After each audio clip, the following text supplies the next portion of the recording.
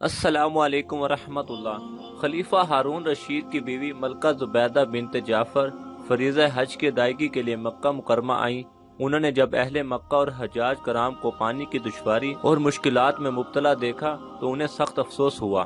چنانچہ انہوں نے اپنے اخراجات سے ایک عظیم الشان نہر کھودنے کا حکم دے کر ایک ایسا فقید المثال کارنامہ انجام دیا جو رہتی دنیا تک یاد رہے گا۔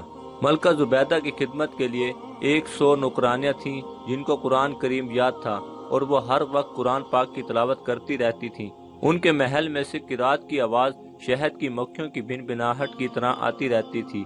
ملکہ زبیدہ نے پانی کی قلت کے سبب حجاج کرام اور اہل مکہ کو درپیش مشکلات اور دشواریوں کا اپنی آنکھوں سے مشاہدہ کیا تو انہوں نے مکے میں ایک نہر نکلوانے کا ارادہ کیا۔ اب نہر کی کھدائی کا منصوبہ سامنے آیا تو مختلف علاقوں سے ماہر انجینئر بلوائے گئے۔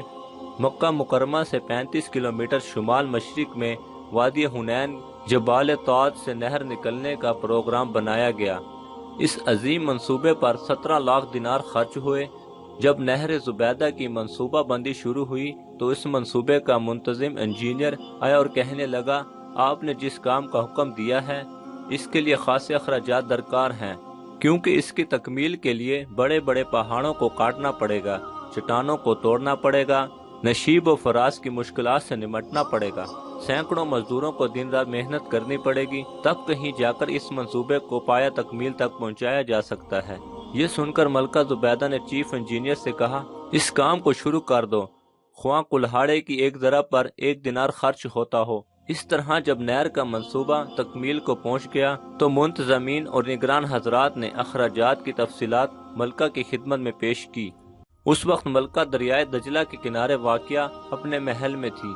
ملکہ نے وہ تمام کاغذات لیے اور انہیں کھول کر دیکھے بغیر دریا برد کر دیا اور کہنے لگی الہی، میں نے دنیا میں کوئی حساب کتاب نہیں لینا، تو بھی مجھ سے قیامت کے دن کوئی حساب نہ لینا۔